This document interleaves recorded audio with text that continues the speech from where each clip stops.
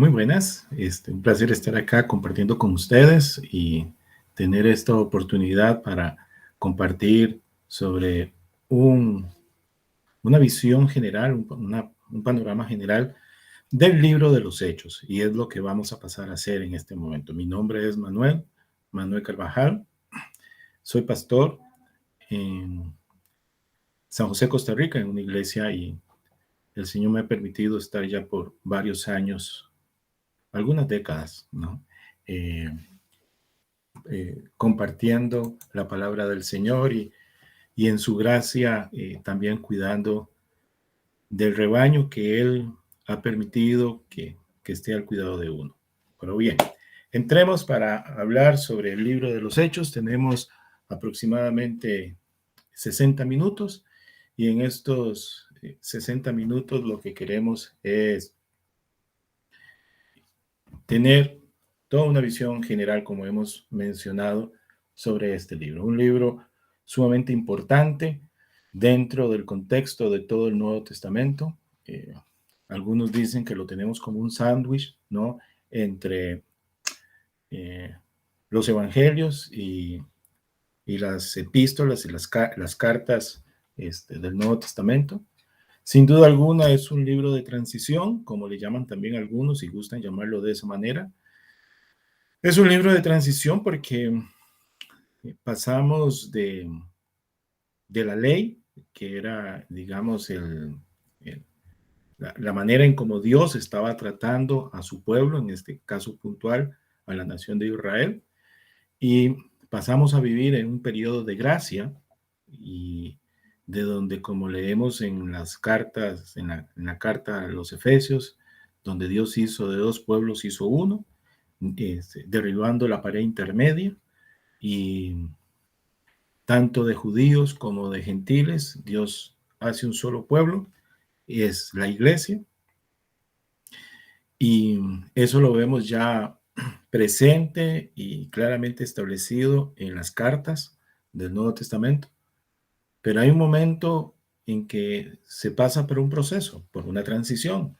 Esa transición la tenemos casualmente en el libro de los Hechos. Deseo pues compartir con ustedes una breve presentación y la tenemos acá. Aquí la vamos a tener. Yo creo que ya ustedes, ustedes ya la están viendo, ¿no? Entonces, los Hechos de los Apóstoles, un panorama general. Bueno, ahí debería decir realmente una visión general. Eso es lo que tenemos.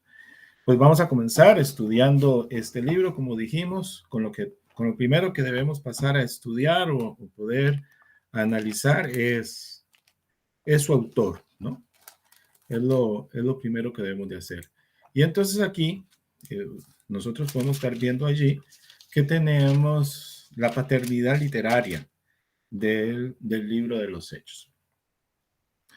La paternidad literaria. Tenemos ahí primero una evidencia interna. En esta evidencia interna estamos resumiendo, estamos mencionando 5 puntos. Estos 5 puntos son que el autor del libro era compañero de Pablo. Los pronombres en primera persona plural de nosotros o nos o algunos otros en donde los verbos conjugados en tercera persona plural, fuimos, nos reunimos, en fin, cualquiera de esos, ¿verdad? Nos dan luz de que esta persona, o sea, de que la persona está presente dentro de lo que está relatando, ¿no?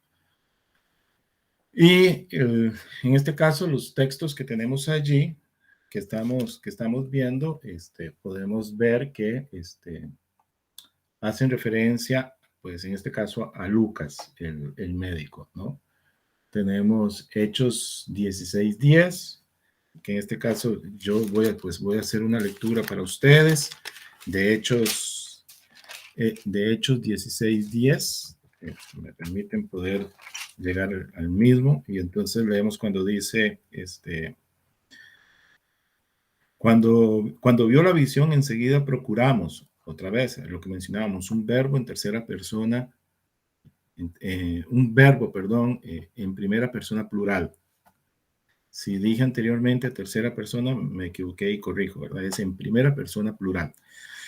Cuando vio la visión, enseguida procuramos partir para Macedonia, dando por cierto que Dios nos llamaba para que les anunciásemos el Evangelio, ¿no? Entonces, vemos a esa primera persona plural incluida allí. Otra es, Lucas es mencionado como colaborador de Pablo en otras partes de la escritura. Vamos a tomar como ejemplo Colosenses, en este caso, Colosenses 4:14, y el texto bíblico dice de la siguiente manera. Os saluda Lucas, el médico amado, y demás, ¿no? Entonces, está dentro de una lista de colaboradores que Pablo está mencionando y que está enviando saludos, en este caso, pues a la iglesia que está en Colosas. Y Lucas lo tenemos ahí mencionado.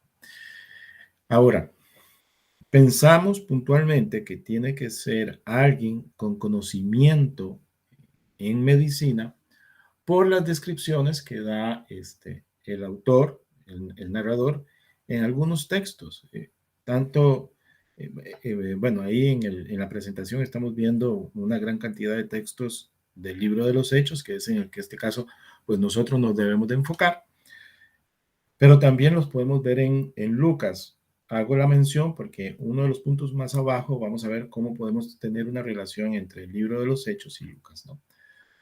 Pero, por ejemplo, algunas de las características que da, o no, algunas de las menciones que da el escritor del libro de los Hechos, por ejemplo, en Hechos 1:3, cuando dice, casualmente dice, a quienes también después de haber padecido, se presentó vivo con muchas pruebas indubitables, apareciéndoles durante 40 días y hablándoles acerca del reino de Dios. O sea, aquí en este caso, en el verso 1:3, está hablando de la persona de Jesucristo, de la persona resucitada de nuestro Señor Jesucristo. Y estando y hablando o haciendo referencia o mencionando a la persona de Jesucristo, quiere dejar establecido, quiere dejar plasmado que no es una manifestación, que no es una visión, sino de que es el mismo Señor Jesucristo. Y la característica que da es, Él está vivo. Y así como podemos mencionar esta, pues ahí tenemos otras más que están mencionadas o que podemos llegar a citar, Hechos 1:3, 3:7, 9:18, 9:33. 9:33 es de aquel muchacho que estaba sentado en una ventana oyendo a Pablo y se durmió porque Pablo alargó el sermón hasta la medianoche, pues cae desde un tercer piso y el narrador dice claramente, o sea, da un diagnóstico, ¿no? Está muerto y luego menciona que vino a la vida. Entonces, son indicios, pantallazos, atisbos que podemos nosotros tener de, de que da detalles específicos y que, bueno, puede ser alguien más allá de simplemente una descripción natural. Y entonces, la importancia de relacionarlo con el hecho de que es médico es porque a Lucas se nos identifica como médico. Entonces, eso nos permitiría tener un argumento más a favor de la autoría de Lucas, ¿no? Sobre este libro. También llegando al siguiente punto, sería el cuarto punto, el libro también nos hace saber de que es un complemento, o sea, que es una segunda parte, ¿no? Es un complemento de una obra anterior. El Evangelio de Lucas y el libro de los Hechos, en este caso, están dirigidos a una misma persona, están dirigidos a Teófilo, ¿no? Entonces, cuando el tratado del libro de los Hechos empieza diciendo, en el primer tratado, oh Teófilo, hablé acerca de las cosas que Jesús comenzó a hacer y a enseñar hasta el día en que fue recibido arriba después de haber dado mandamiento por el Espíritu Santo a los apóstoles que habían escogido, ¿verdad? Y entonces ahora va a dar, o va a desarrollar un segundo tratado. Entonces, esta introducción con la que empieza el libro de los Hechos, de los libros canónicos, el único que tenemos con una introducción similar es el Evangelio de Lucas. Pues no estamos en Lucas no estamos estudiando el Evangelio de Lucas para poder demostrar la autoría de Lucas sobre ese Evangelio, pero si partimos de la base que el tercer Evangelio, pues, la tercera obra evangelística pertenece a Lucas, esta otra obra tiene una relación directa con ese primer tratado. Y si el tercer evangelio pertenece a Lucas, pues esta tiene que pertenecer a Lucas. Eso es lo que queremos decir ahí, ¿no? Y luego vamos a algo más técnico, de lo cual pues no vamos a ahondar ahora, ¿no? Y es lo que dice el último enunciado, cuando, que tanto, si se hace un análisis en el texto griego de el vocabulario y de la la gramática es el vocabulario, del vocabulario y del estilo literario, de la manera en cómo redacta las oraciones el autor del libro de los Hechos, los que son bien entendidos en la gramática encuentran una similitud entre el tercer evangelio y el tratado del libro de los Hechos. Y entonces, esto nos permite concluir sin temor de que tiene que ser el mismo autor, ¿no? Dado que ni el Evangelio de Lucas ni el libro de los Hechos dicen dentro del mismo documento, ninguno de los dos afirma o dice de quién es el autor, ¿no?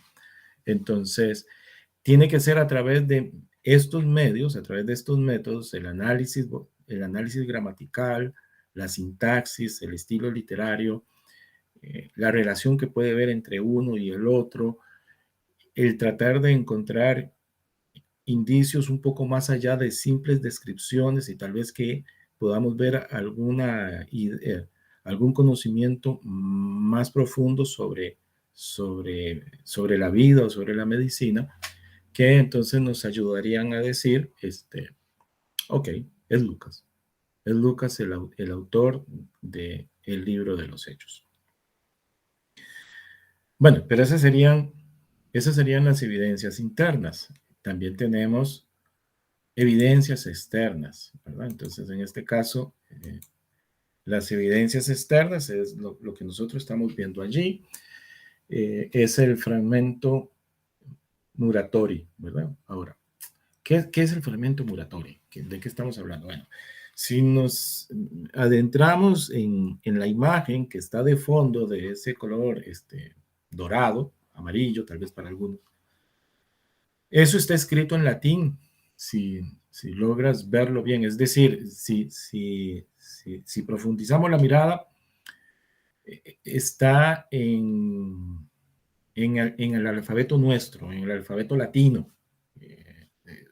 Nosotros podemos descifrar, o sea, lograr leer, aunque no entendamos. O sea, con esto lo que queremos decir es, no está escrito ni en hebreo, ni está escrito en griego, está escrito en latín. Entonces, es nuestro alfabeto, ¿ok? Pero, bueno, ¿y qué significa esto? ¿Qué es el fragmento, en este caso, Murarotti? Bueno, es llamado así por la persona, en honor a la persona que lo descubrió. La persona, Murarotti, es un italiano, es un apellido italiano. Él se llamó Ludovico Murarotti. Este señor vivió entre el siglo XVII y el siglo XVIII, es decir, entre 1672 y 1750. Y puntualmente en el siglo XVIII es cuando este documento es descubierto. Hoy día está en una biblioteca en Milán, Italia. Ok. Cuando vamos a ver la importancia del documento. Cuando este documento es descubierto y finalmente se hacen todas las dataciones para poder discernir qué tan viejo es el documento. El documento está datado, es decir, a través del carbono 14 y otros análisis, en este caso arqueológicos, que no es exactamente lo mismo que el análisis o la información que arroja el carbono 14, la prueba del carbono 14, pero tanto desde un punto de vista arqueológico como desde un punto de vista del carbono 14, el documento es considerado, o sea, se considera que es del siglo VII después de Cristo. ¿Ok? Ahora, del siglo VII después de Cristo, realmente no es muy cercano al libro de los Hechos. O sea, el libro de los Hechos nos está narrando los eventos desde el año 30 después de Cristo, más o menos, ¿verdad? Al año 60 y tanto, 60, 65 después de Cristo. O sea, el libro de los Hechos abarca una historia aproximadamente de 30 años del primer siglo. Y este documento es del siglo VII, o sea, son 600 años más, ¿no? 650 años más para ser casi exactos. Entonces, no nos acercamos tanto. El punto está que el contenido del fragmento Murarotti es lo que es relevante, porque el contenido del documento, del manuscrito, relata hechos que suceden cerca del año 170 después de Jesucristo. Entonces estamos hablando que a pesar de ser del siglo VII, los hechos los eventos que relata pertenecen al siglo II. Entonces, esa es la importancia porque estamos bastante cerca de lo que nosotros vamos a pasar a estudiar casualmente en el libro de los Hechos. Una de las cosas que se menciona dentro de este fragmento es que se refiere al obispo Pío I como obispo en Roma, ¿no? Y este personaje, Pío I, muere, o sea, históricamente puede ser documentado y muere en el año 157 después de Cristo. Bueno, también todo depende, cuáles sean las fuentes que nosotros busquemos, porque si buscamos fuentes católicas, lo van a mencionar como el primer papa. Pero ese no es el punto, sino de que sería históricamente este personaje existió, fue obispo en Roma. Lo que sucede es que después la Iglesia Católica decide o establece de que él fue el primer papa, pero eso es otra historia. Pero lo cierto del caso es que dentro de ese contexto, o sea, entonces por eso decíamos, estamos cerca del año 170 de lo que está relatando, y en este manuscrito se menciona de que Lucas escribió 2 tratados. Y entonces habla de un primer tratado, que es lo que nosotros llamamos ahora el Evangelio de Lucas, y habla de un segundo tratado, y está haciendo referencia al libro de los Hechos, al que nosotros conocemos como el libro, los Hechos de los Apóstoles. Entonces, tenemos una evidencia interna que la verdad que es la más relevante, la más importante y la trascendental para nosotros, que es dentro de la misma escritura, haciendo una exégesis, podemos discernir y podemos llegar a una conclusión de que el autor del libro de los Hechos es Lucas. Y luego tenemos pues una evidencia externa, algo que viene y aporta y nos puede servir como una herramienta para ofrecerlo a los más escépticos, y es esa evidencia externa que aún a través de documentos ajenos a la misma escritura se menciona de que el, el libro de los Hechos, su autor es el doctor, el médico Lucas. ¿Ok? La importancia del libro. ¿Cuál es la importancia del libro? Bueno, nosotros lo vamos a condensar en 6 aspectos de la importancia del libro. El primero de ellos es que el libro de los Hechos nos da el relato de la extensión del cristianismo, ¿verdad? Estamos, en este caso, permítame un segundo, porque estamos leyendo acá, ¿no? Y entonces, el libro de los Hechos nos da el relato de la extensión del cristianismo desde la venida del Espíritu Santo en el día de Pentecostés hasta la llegada de Pablo a Roma, ¿no?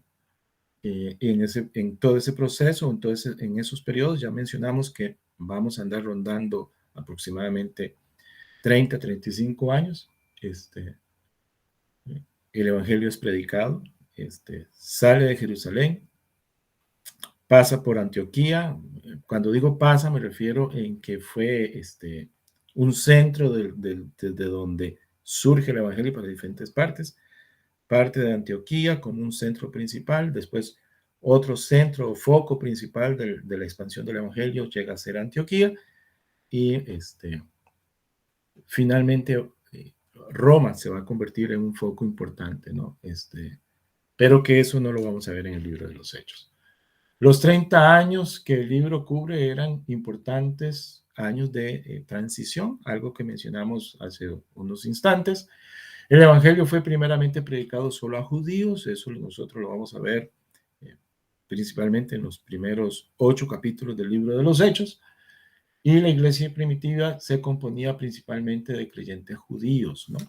Y fue necesario eventos o sí, intervenciones divinas particulares para poderle ayudar a esos creyentes, a esa iglesia que estaba en cierne, el poder entender lo que Pablo después nos dice en Efesios, que era un misterio, que había estado oculto por generaciones, ¿verdad?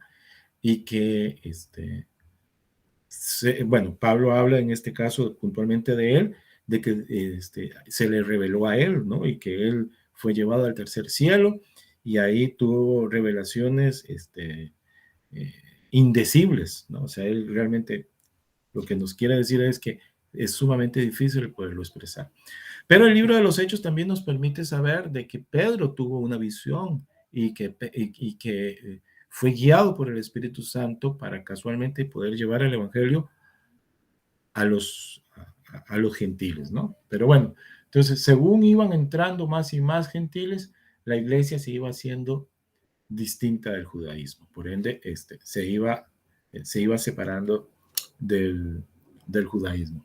Las doctrinas que más tarde fueron desarrolladas en las epístolas aparecen en forma de semilla en los hechos, ¿no? Entonces, sin duda alguna, todas las cartas que tenemos en el Nuevo Testamento son cartas doctrinales, son la base, el fundamento de lo que hoy es nuestra fe, de lo que hoy es nuestra iglesia, nuestra doctrina. Muchas de ellas, como lo expresa aquí el texto, lo encontramos en cierne, ¿no? De manera de semilla dentro del libro de los Hechos. Podríamos mencionar algunas, ¿verdad? Cómo la iglesia se organiza en Hechos capítulo 6, después vemos cómo Pablo da toda una disertación sobre cómo organizar una iglesia en las epístolas pastorales. Vemos dones manifestados en el libro de los Hechos. Luego vemos cómo esos dones O sea, podemos tanto en Corinto, en Éfeso, y en Corinto, en la carta a los Corintios, en la carta a los Efesios, y aún en la primera de Pedro, tener algún relato sobre, o una base, un fundamento sobre los dones espirituales.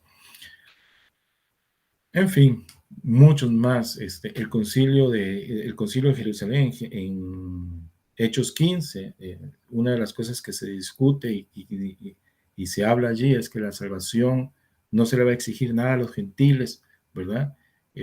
Entonces queda claro y plasmado que la salvación es por gracia, pero Pablo hace una extraordinaria exposición sobre eso, tanto en Romanos como en Gálatas. En fin, entonces estamos diciendo que las doctrinas que más tarde fueron desarrolladas en las epístolas aparecen en forma de semilla, ¿verdad? En los hechos.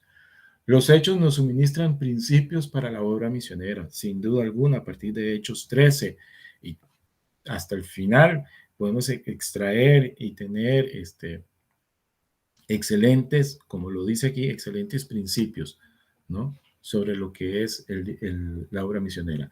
El libro revela patrones para la vida eclesial, ¿sí? Cómo hoy día la iglesia del Señor, en pleno siglo XXI, pues a donde tiene que acudir para establecer casualmente sus principios, o para usar la palabra que tenemos aquí, sus patrones, sus modelos, es el libro de los Hechos, ¿no? Y los descubrimientos arqueológicos confirman de un modo relevante la exactitud histórica del escrito de Lucas. De esto podríamos decir muchísimo, pero vamos a puntualizar solamente en el que ya hemos mencionado. Uno de esos es eh, el fragmento de Murarotti, que nos habla y confirma, por ejemplo, de que el escritor es el médico Lucas. Ok.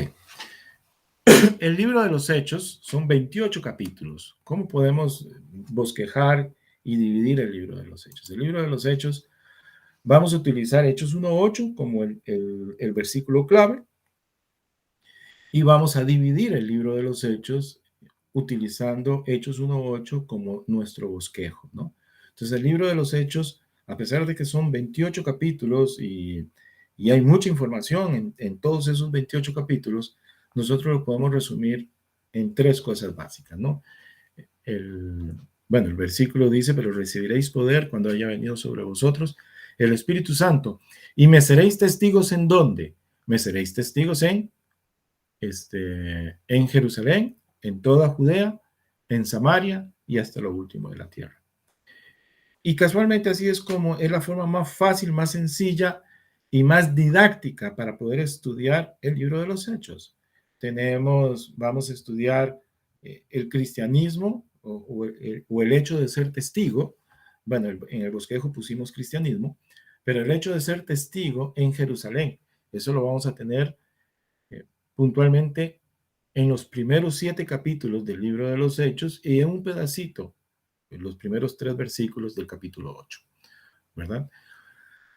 Luego vamos a ver el cristianismo o los creyentes siendo testigos, el cristianismo tanto en Judea, o sea, en toda la provincia en la que estaba incluida Jerusalén, en toda Judea y su provincia vecina, Samaria, y también otros lugares más, en este caso puntual en el libro de los Hechos, en esa porción que vamos a tener ahí, desde el capítulo 8 hasta el final del capítulo 12, ¿no? Y, y con lo que nosotros conocemos como los viajes misioneros del apóstol Pablo, que comienzan en Hechos 13, y a partir de Hechos 13 tenemos el primero, segundo y tercer viaje misionero, y el cuarto no, y el viaje a Roma.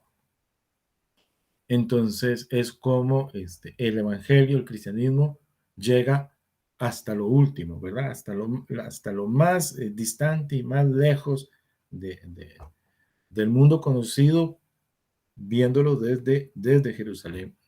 Pero llega a un lugar sumamente importante para ese momento, porque llega a la capital del Imperio Romano, a la capital de ese pueblo, sí, de ese pueblo que estaba gobernando al mundo conocido, de aquel que tenía una hegemonía sobre todo el mundo conocido.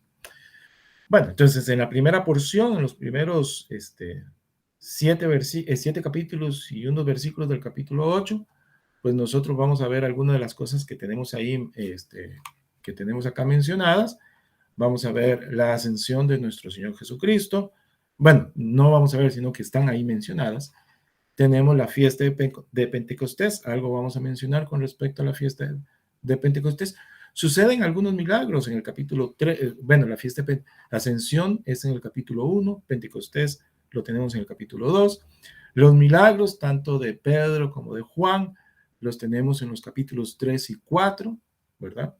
Ahí mismo, principalmente en el capítulo 4, ellos comienzan a ser perseguidos, en este caso, por los mismos judíos, ¿no? Ellos son puestos en la cárcel. Y en el capítulo 7 tenemos el primer mártir, es Esteban, ¿no?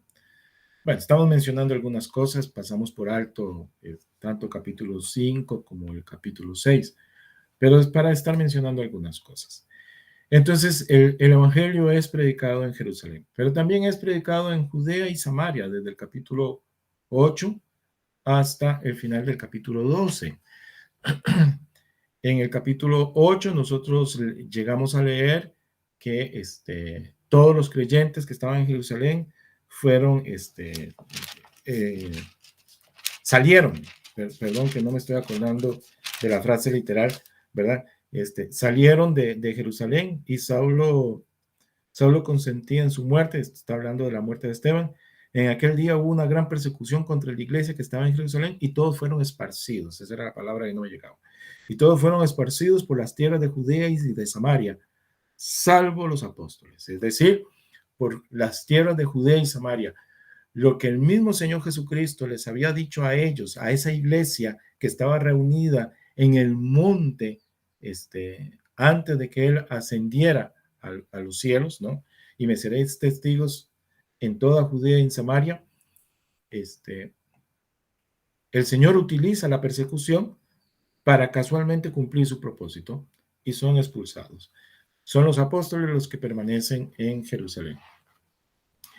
Pues bien, eso sucede en el capítulo 7, el capítulo 9 tenemos incluida o tenemos el relato de la conversión de Saulo, que luego lo vamos a conocer como Pablo, ¿verdad? También tenemos la conversión de los gentiles, en este caso Pedro es llevado a causa de una visión, ¿verdad? Es llevado donde Cornelio, y Cornelio y los que están en la casa con Cornelio, reciben el Espíritu Santo, por ende son salvos, ¿no? O sea, llegan al conocimiento de la persona de Jesucristo y entonces son salvos. Luego tenemos el capítulo 10 y el capítulo 11, como la iglesia ya ahora llega, por eso mencionábamos, es más allá de Judea y Samaria, porque ya aquí nos encontramos en Antioquía, nos encontramos en Asia, ¿no? Y bueno, tenemos la persecución de Herodes, en este caso ya ahora ya no son, los creyentes no están siendo perseguidos por los mismos judíos, que es de donde ellos salen, sino que ahora el mismo imperio romano los está persiguiendo, ¿no? Y ahí tenemos otro mártir, ¿no? El mártir que tenemos es Jacobo, el hermano del Señor, ¿no? Más conocido como Santiago, ¿verdad? Pero eso es un nombre latino. Santiago es un nombre latino. El nombre hebreo del hermano de nuestro Señor es Jacobo. Santiago viene de la unión de San Jacobo, entonces es y Jacobo en hebreo es Jacob, y entonces es San Jacob, y de ahí tenemos el término Santiago. Bueno, la tercera parte la tenemos hasta lo último de la tierra, como mencionamos, y ahí tenemos el primer viaje misionero, el concilio de Jerusalén, el segundo y tercer viaje misionero también, y, y el viaje a Roma, ¿no? Entonces eso es dentro de un panorama general, como lo llamamos al inicio, de una manera muy resumida, el libro de los Hechos. Es lo que se estudia cuando, o podemos ver, podemos llegar a estudiar cuando nos adentramos en las páginas del libro de los Hechos. Bueno, popularmente llamado el libro de los Hechos, otros le llaman los Hechos de los Apóstoles, los Hechos del Espíritu Santo, es otro nombre que han sugerido para llamar al libro, a este tratado. Sin embargo, el que más ha tenido simpatizantes o el que más ha gustado tradicionalmente se ha conservado es los Hechos de los Apóstoles, ¿no? Sin embargo, sin duda alguna, las obras y las acciones, o sea, los hechos que los apóstoles hicieron, no pudo haber sido posible si no era a través del Espíritu Santo. Entonces, cualquiera de los dos nombres está bien. Continuamos. Vamos a entrar entonces ahora a esta primera parte. Esto es lo primero que vamos a empezar a ver. Y eso lo tenemos aquí. Es cuando leemos aquí cuando dice el cristianismo en Jerusalén. Y ahí estamos relatando tres cosas, ¿no? Vamos a encontrar un relato de las palabras y las obras de Jesucristo después de su ascensión. Es decir, el Señor asciende, pero él continúa obrando, Él continúa actuando, él continúa siendo el soberano y teniendo el control absoluto, sin duda alguna, de todo lo que está sucediendo en ese proyecto de Él y de la Trinidad completa, o sea, del Padre, del Hijo y del Espíritu, y es establecer la iglesia, ¿no? En medio de esta tierra. El ministerio que sería llevado adelante por aquellos hombres, es otra de las cosas que vemos, sería llevado adelante por aquellos hombres que el Señor escogió estando en la tierra, aquellos 12 hombres, ¿verdad? Ellos anunciarían el Evangelio. Y este ministerio sería llevado adelante por el Espíritu Santo, sin duda alguna. Por eso dice Hechos 1:8, pero recibiréis poder cuando haya venido sobre vosotros el Espíritu Santo. Cuando tengan el poder del Espíritu Santo, entonces ustedes van a poder ser, ¿qué? Van a poder ser testigos, ¿no? A través del poder que infundiría en sus apóstoles y en otros, porque no solamente lo vemos en los apóstoles, vamos a poder, basta mencionar los testimonios que tenemos de los primeros diáconos, ¿verdad? El testimonio de Felipe, el testimonio de Esteban, también la obra de Jacobo, el hermano del Señor, pero después tenemos a Bernabé, a Silas, a Timoteo, a Aquila, a Priscila, y podríamos mencionar otros más, ¿no? Otros más que están en el libro de los Hechos, y a eso tenemos que sumar la cantidad de colaboradores que Pablo menciona en sus epístolas, las obras que hicieron otros, Epafrodito, por mencionar alguno, que podemos saber de él en Filipenses, Tito, dejado en Creta, bueno, Lucas mismo, que lo vemos presente en el libro de los Hechos. Entonces, por eso decimos y otros, ¿no? Entonces, eso es parte de lo que podemos ver. Tenemos el cristianismo en Jerusalén. Ese mapa que estamos viendo acá, con esas flechas, es de todas las zonas de donde vinieron en la fiesta de Pentecostés, vinieron los judíos. La verdad que las flechas podrían estar señalando hacia Jerusalén porque vinieron de Roma hacia Jerusalén, de Asia hacia Jerusalén, pero también están en esa dirección porque una vez que el Espíritu Santo en Hechos 2 desciende sobre, sobre los apóstoles, ¿verdad? Y sobre los que estaban allí, ellos salieron, o sea, el Evangelio fue llevado a todas esas zonas, porque todas estas personas venían casualmente venían de todos estos lugares, ¿no? Es aquí, en este caso, estamos dentro de esta primera parte, puntualmente estamos vamos a hacer mención del capítulo 2 del libro de los Hechos. Y aquí en el capítulo 2 es cuando en Jerusalén se está celebrando la fiesta de Pentecostés. Bueno, es mencionada en el Nuevo Testamento como la fiesta de Pentecostés, pero en el Antiguo Testamento no la encontramos con ese nombre. De hecho, imposible encontrarla con ese nombre porque la palabra Pentecostés es una palabra de origen griego que habla que el nombre lo tiene en relación a que es 50 días después de la fiesta anterior. Pero en el Antiguo Testamento la vamos a encontrar como la fiesta de las semanas. Es con ese nombre con el que lo encontramos. Entonces,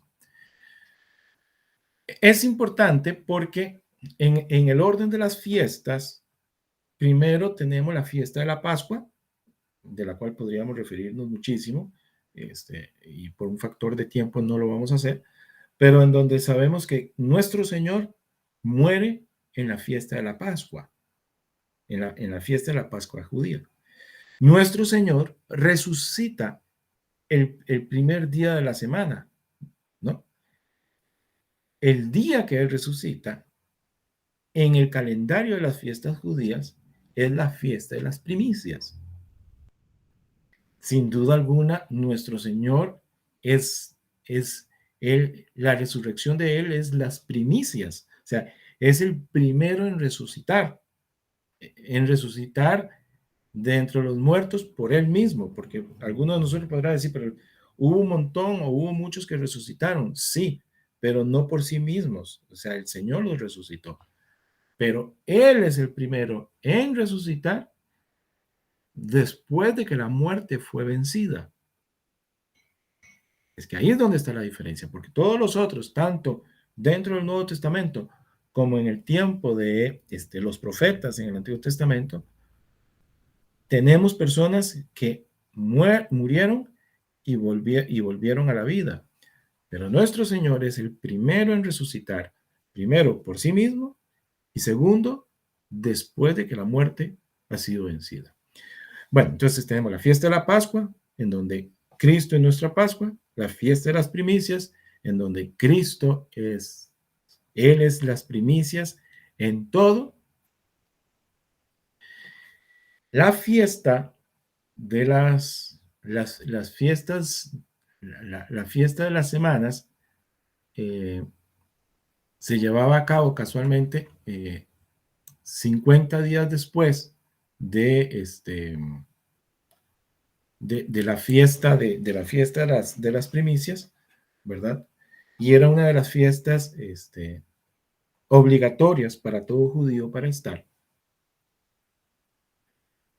Y es casualmente en esta fiesta en donde el Espíritu Santo desciende como en forma de paloma, ¿verdad?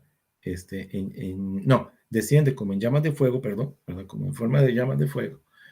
Y todas estas personas que hablaban estas lenguas regionales y que están acá, escuchan a los apóstoles hablar en esas mismas lenguas, ¿no? En esos mismos idiomas. Eso es lo importante de dejar en claro. Es aquí en donde la iglesia del Señor es establecida. Es aquí en donde podemos decir la iglesia nace, ¿no? Casualmente. Bueno, de esto podríamos mencionar muchísimo, ¿no? Pero bueno, ahí lo tenemos. Entonces ahí está las tres fiestas que hemos mencionado. Luego tenemos el relato, el sermón de Esteban, en donde con este sermón él está defendiendo, está presentando el evangelio a las autoridades judías. Finalmente las autoridades judías reaccionan de una forma negativa, ¿verdad? Reaccionan de una forma negativa y lo sacan y lo terminan matando, ¿no? O sea, lo apedrean. Casualmente el libro de los Hechos, en el capítulo 8, verso 1, nos dice que Saulo estaba allí y consentía lo que estaba sucediendo.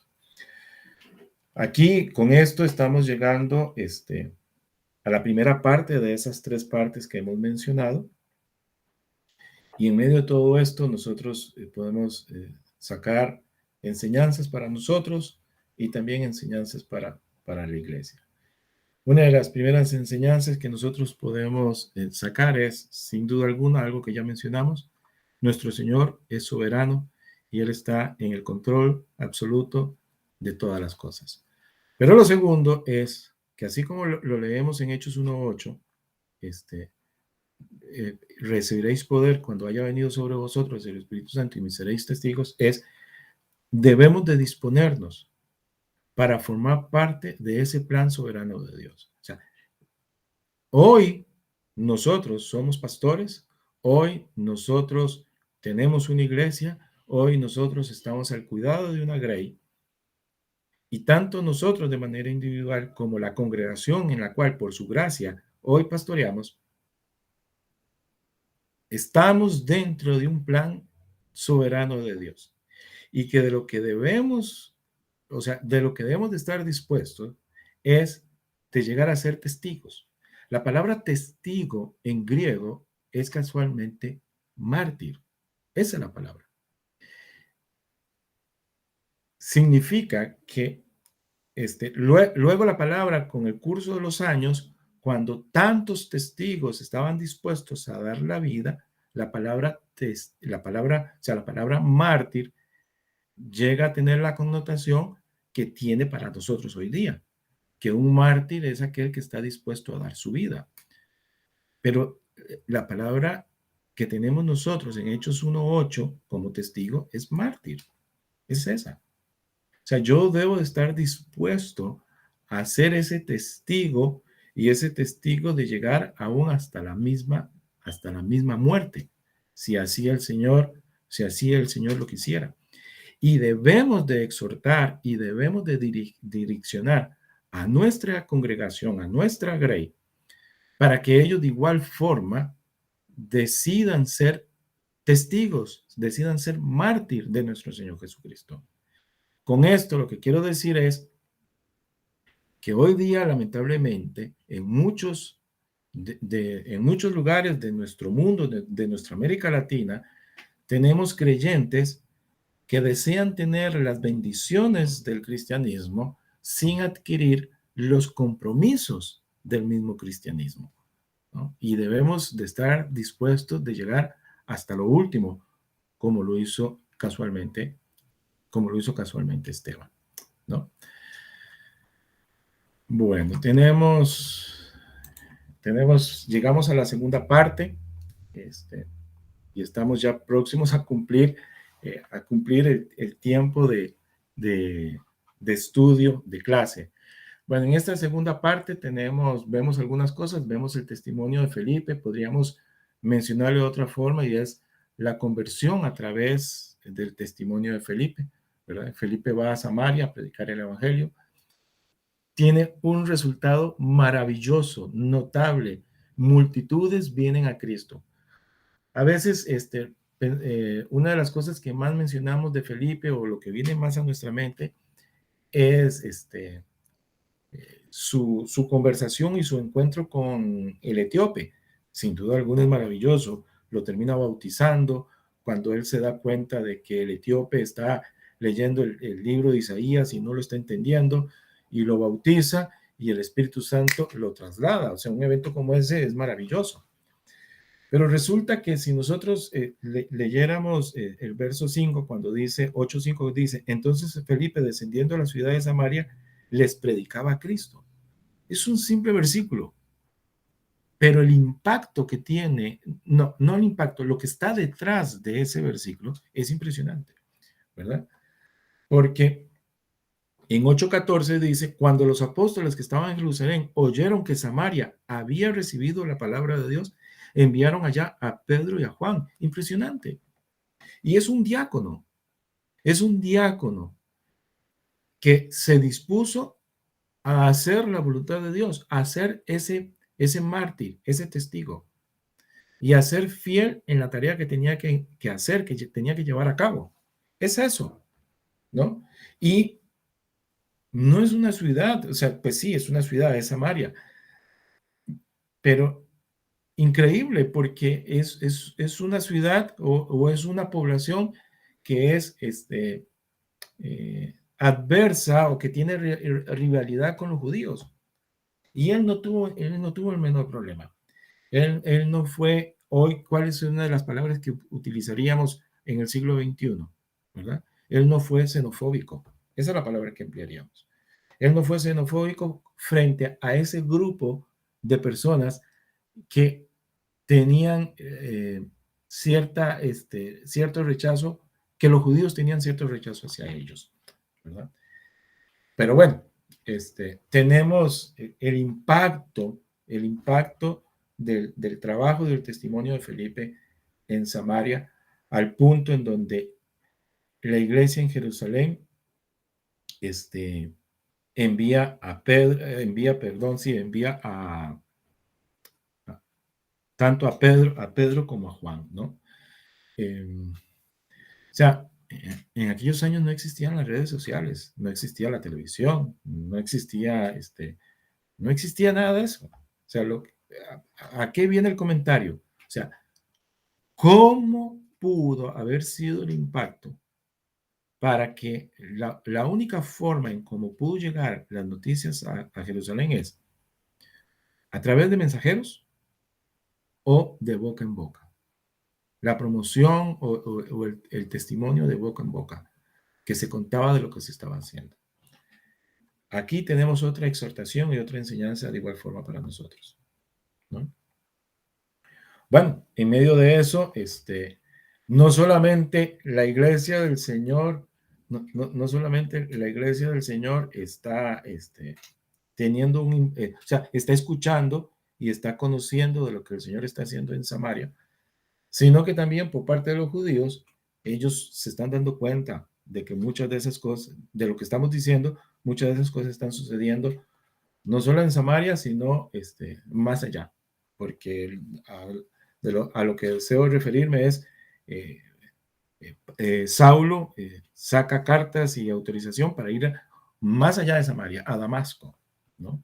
Porque sabe de que hay, para decirlo en los términos que lo dice el libro de los Hechos, hay personas de esa secta, ¿no? Del camino, y su propósito es matarlos. Pero el Señor interviene, ya sabemos, Hechos capítulo 9. Hechos capítulo 9, y es un leer y detenernos en ese capítulo sería sumamente hermoso. Pero tenemos la conversión de Pablo ahí, camino a Damasco. Y luego en el capítulo 10, lo que tenemos es cómo el Señor interviene eh, a través de Pedro para que Cornelio venga al conocimiento de nuestro Señor Jesucristo, ¿no? Es interesante que la Escritura dice de él que era un hombre piadoso, temeroso de Dios con toda su casa, que hacía muchas limosnas al pueblo y oraba a Dios siempre. Sin embargo, no era salvo y necesitaba el conocimiento del Señor Jesucristo. Cornelio nos está hablando de una persona romana. O sea, entonces aquí vemos cómo el Evangelio, o sea, sale de los judíos, o sea, los primeros 8 capítulos, bueno, primeros 7 y partecita del 8, la iglesia está establecida por judíos. Ahora con Felipe, en el capítulo, al principio del capítulo 8, la iglesia, o sea, llega a los samaritanos, ¿verdad? Y me seréis testigos en toda Judea y en Samaria.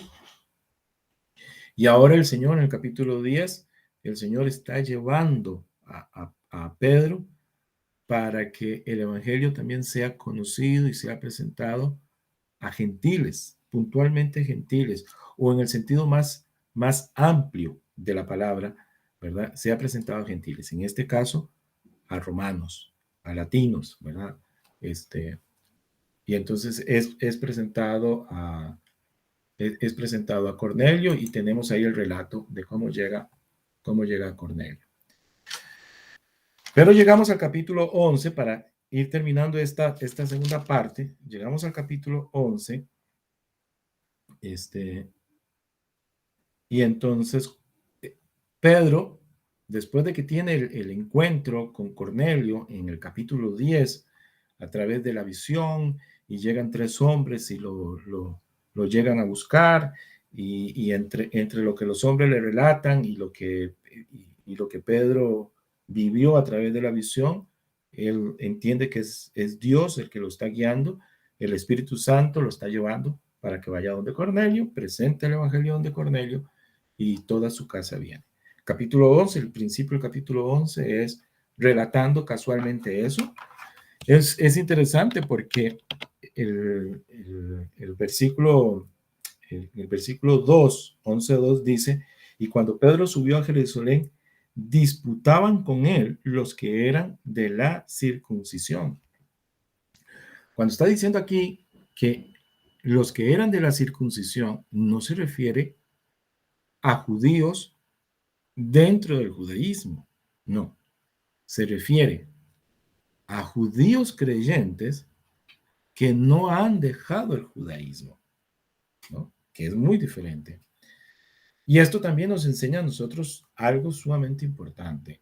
Algo de lo que nos enseña es cuántas veces nosotros podemos atrasar el progreso del evangelio, cuántas veces nosotros podemos ser tropiezo al progreso del evangelio cuando defendemos nuestros propios esquemas, nuestras propias estructuras frente a lo que Dios está haciendo, frente al mover de Dios, ¿no? Ahora, eso sí, es una gran responsabilidad nuestra el tener que discernir cuando Dios está interviniendo de manera clara y evidente y nos está moviendo, nos está llevando a algo.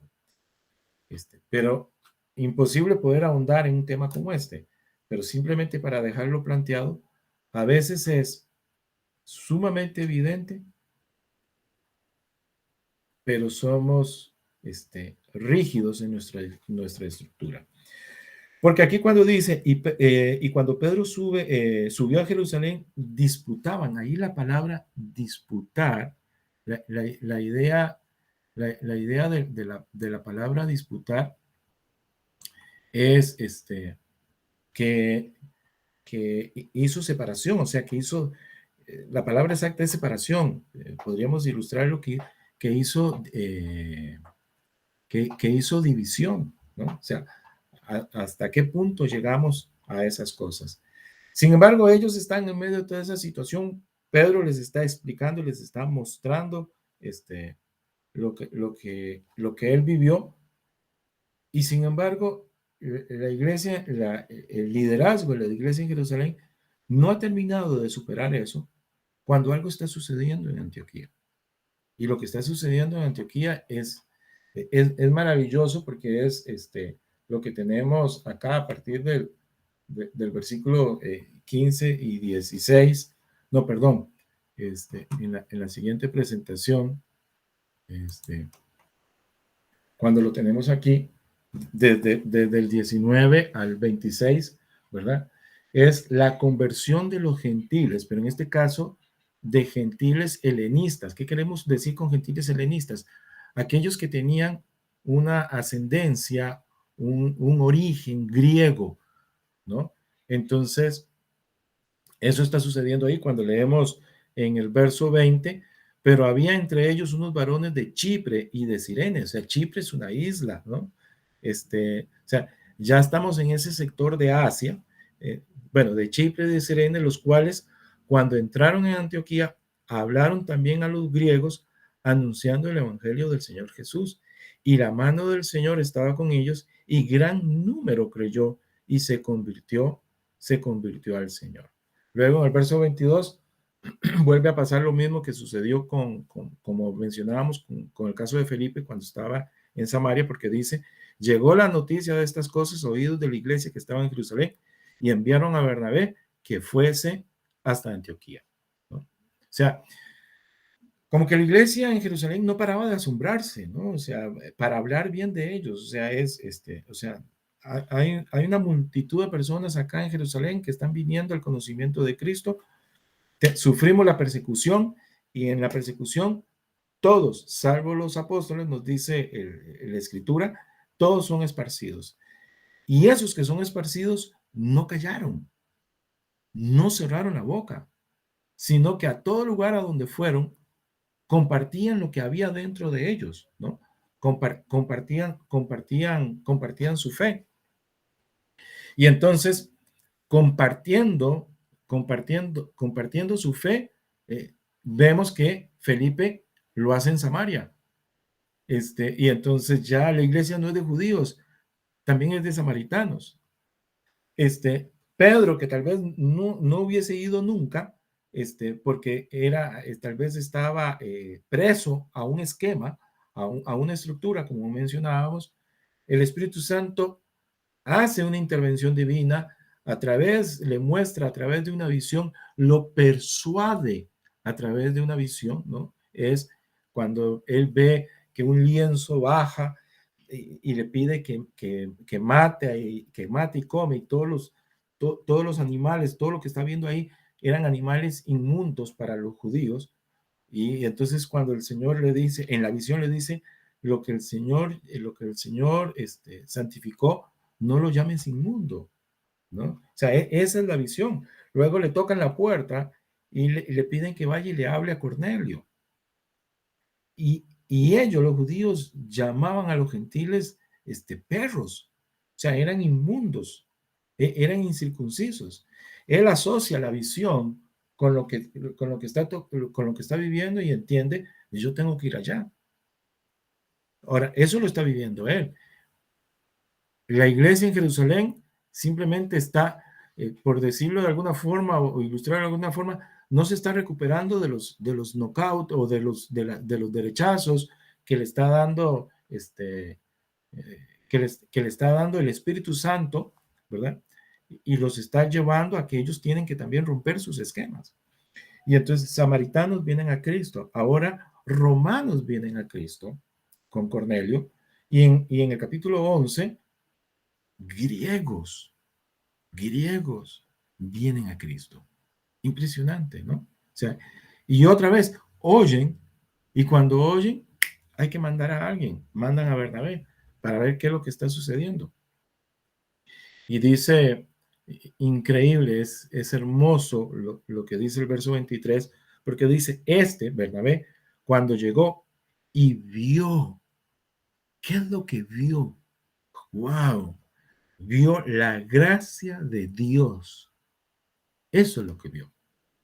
Vio la gracia de Dios. Muchos de nosotros tal vez vamos y lo que queremos ver son números. Muchos de nosotros como pastores nos movemos lamentablemente por números, ¿no? ¿Cuánta gente está reuniendo en tu iglesia? ¿Cuánto estuviste este domingo? Y entonces, para aquellos en los que sabemos que tuvimos menos el domingo, lo decimos con timidez. Pareciera que lo decimos con, no sé, como pidiendo perdón o avergonzados.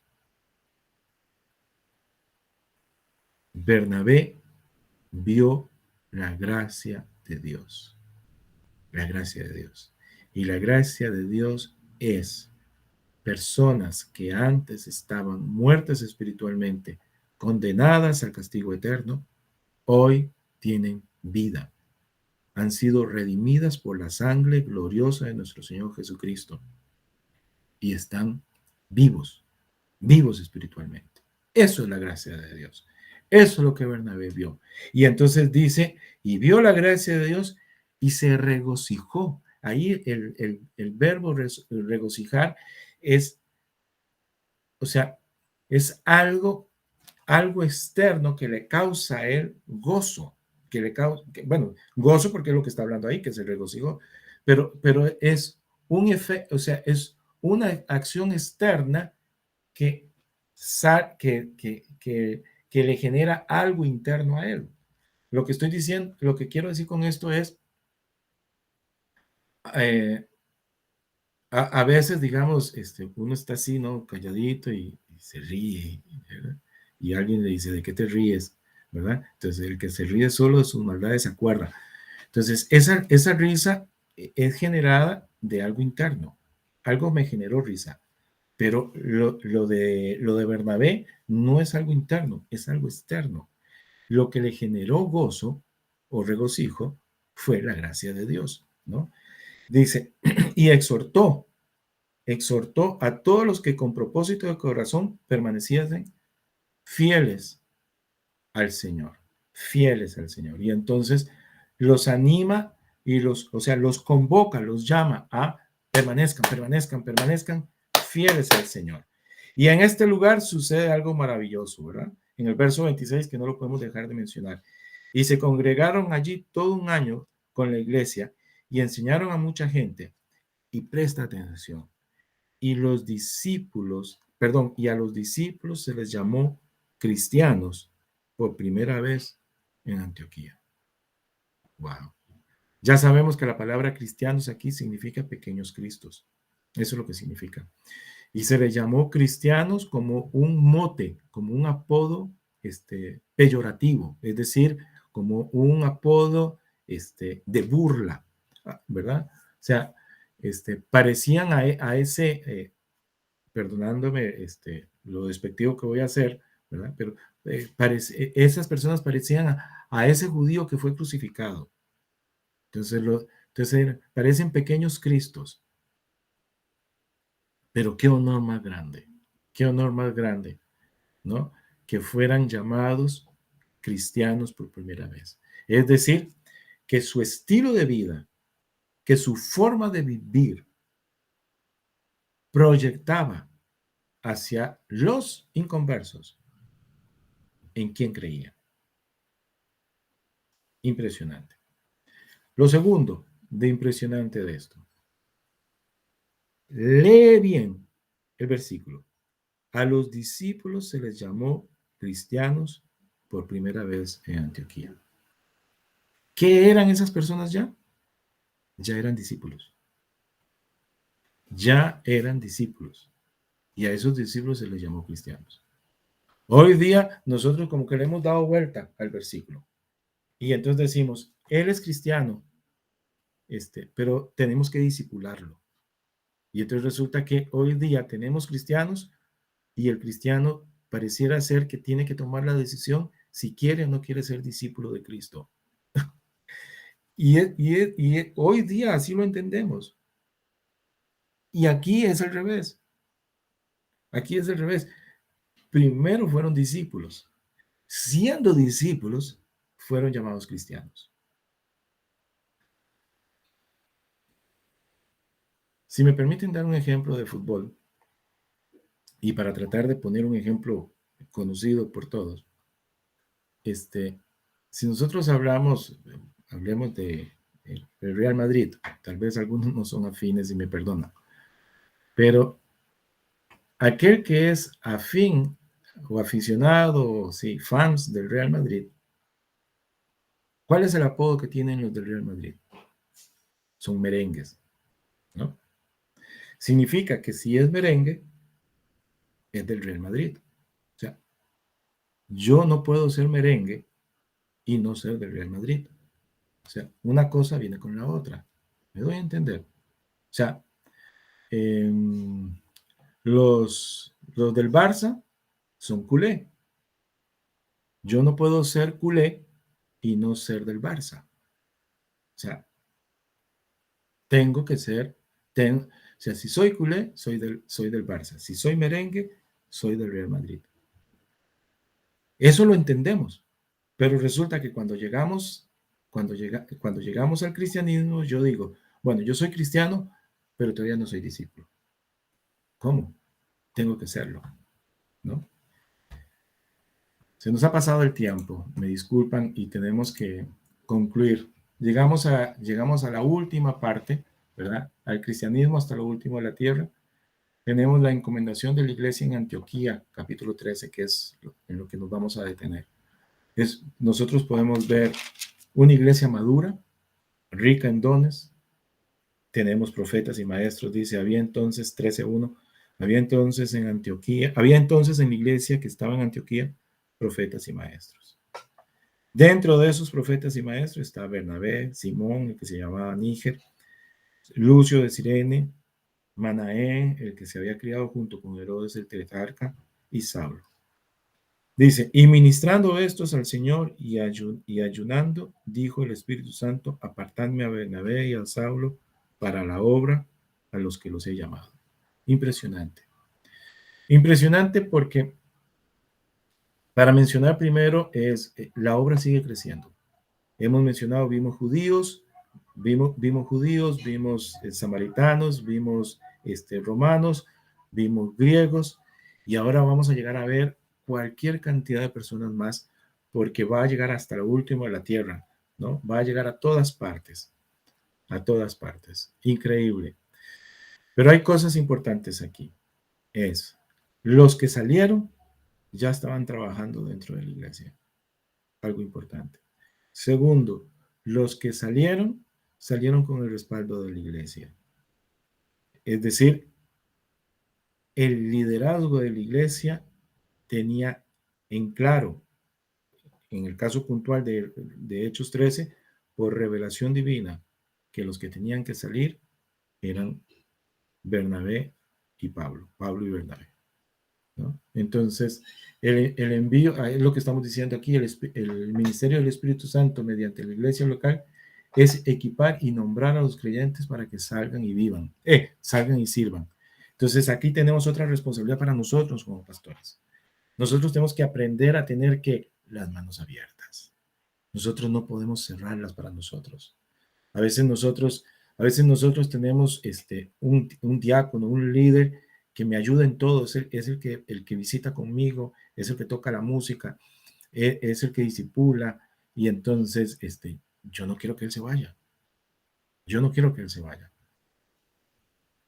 Pero yo tengo que aprender a abrir las manos. Si él mañana se va y yo me quedo sin nada, una de las cosas que no estoy haciendo es, no estoy haciendo el trabajo que estaba haciendo la iglesia de Antioquía. Y era llevar a la iglesia hacia la madurez, llevar a la iglesia hacia el desarrollo, hacia el crecimiento, al punto que, mira, profetas y maestros, mira la cantidad de personas que son mencionadas ahí. A veces nosotros en nuestra iglesia tenemos un solo predicador, uno solo. Aparte de mí, a veces soy solo yo. Si yo solamente estoy teniendo un predicador, yo tengo que evaluar cómo estoy haciendo mi trabajo, qué tanto me estoy reproduciendo, porque en ocasiones me detengo tal vez solamente en los números, me distraigo en cosas que no debería de estarme distrayendo. Pero cuando yo comienzo a reproducirme, yo comienzo a que los dones desarrollen y maduren a la iglesia, esa iglesia va a florecer, va a explotar, y vamos a tener Pablos y Bernabés y Juan Marcos y muchos otros más que se van a extender por todo el mundo, ¿no? Y eso es lo que vemos ahí. Y entonces el envío es posterior al ayuno y a la oración del liderazgo, ¿verdad? Y luego viene lo que vemos aquí como la imposición de manos. Y lo que podemos resumir con la imposición de manos es una manera pública, abierta de, de aprobación de lo que el liderazgo entiende en su interior y en su interior y en su intimidad de lo que Dios está haciendo. Me explico. Yo como pastor estoy trabajando en una persona, o el liderazgo de la iglesia, estamos trabajando dentro de la iglesia y vemos a alguien y decimos, este fulano, Dios lo quiere para cosas mayores y lo quiere en aquel lugar, en fin. Y nosotros empezamos a orar y empezamos a ayunar y empezamos a compartirlo, lo podemos hablar con el individuo toma el tiempo para orar y buscar la guía del Señor. Todo eso es en la intimidad dentro del liderazgo de la iglesia. Llega el momento en donde hay que comunicarlo a la iglesia. Y entonces, esa imposición de manos es casualmente una manifestación pública, abierta, de aprobación de lo que ya es una seguridad desde el interior o desde la intimidad del liderazgo, ¿no? Y bueno, tiempo nos faltaría para poder estudiar y mencionar sobre el primer viaje misionero, saliendo desde Antioquía, hacen todo este recorrido, llegan a Perga. Aquí en Perga Juan Marcos es cuando se regresa y abandona el viaje. Ellos pasan por esta zona y predican el evangelio en todos estos lugares, ¿no? En Iconia, Listra y Derbe. Todo esto es Galacia, y entonces ahí es donde después tenemos la carta a los Gálatas, pues es en esa zona, ¿no? Entonces ahí tenemos algunas cosas interesantes. En Listra, Pablo es apedreado, entre otras cosas. Bueno, regresa en el segundo viaje misionero. Entre el primero y el segundo viaje misionero tenemos lo que es el Concilio de Jerusalén. En este segundo viaje misionero, Bernabé viaja con Juan Marcos después de una gran pelea que tuvo con Pablo, y Pablo toma consigo a Silas, ¿verdad? Y entonces, pues salen de aquí de Antioquía, pasan, confirman estas iglesias en la zona de Galacia, y entre Listra y Derbe se encuentran con Timoteo, y Pablo suma a Timoteo al viaje y lo lleva, ¿verdad? Y el propósito de ellos era, en este sector, adentrarse en esta zona, pero es cuando leemos en los pasajes del libro de los Hechos, que el Espíritu Santo se los impidió, que los hizo llegar a Troas, y aquí tuvieron una visión. Pablo tuvo una visión de un varón macedonio, ¿verdad? De un varón macedonio que le decía, ven, pasa y ayúdanos. Y entonces el Espíritu Santo guiándoles a ellos, ¿verdad? Para que entren a Macedonia, ¿no?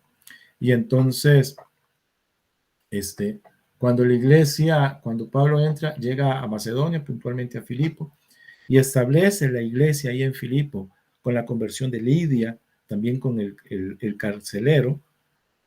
Aquí tenemos algo impresionante, y es la primer iglesia en Europa.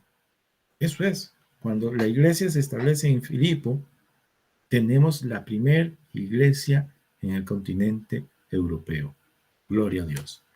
Bueno, pasan por todas estas partes, llegan hasta Atenas, y también llegan a Corinto. En Corinto conocen a Aquila y Priscila, se suman en el viaje Aquila y Priscila, toman un barco, llegan hasta Éfeso. En Éfeso, Pablo tiene un tiempo muy bueno, muy grato. Aquila y Priscila se quedan allí y, bueno, hacen viaje hasta Cesarea.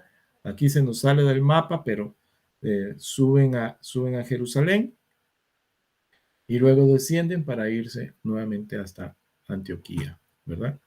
Eso sería en el segundo viaje misionero.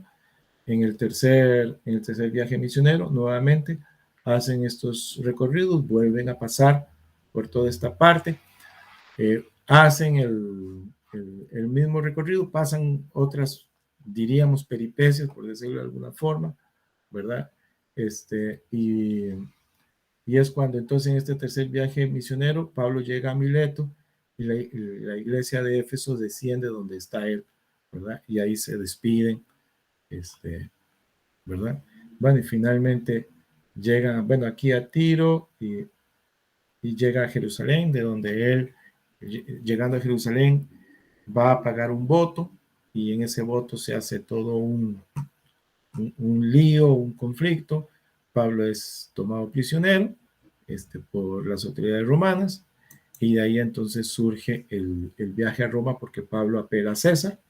Y aquí pasan una serie de cosas, aquí en Buenos Puertos, Siracusa, aquí en Malta es cuando la serpiente le muerde y no sucede nada.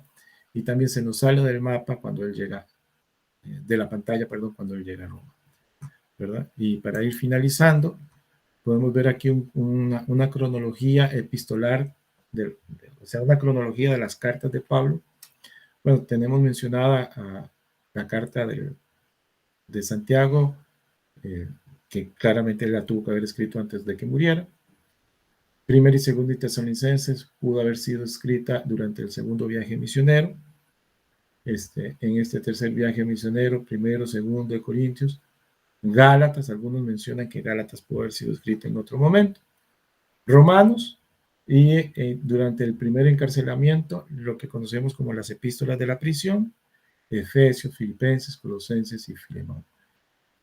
Y luego, ya aquí ya no está dentro del libro de los Hechos, en un segundo periodo de encarcelamiento, en donde Pablo escribe lo que nosotros conocemos como las epístolas pastorales, ¿no?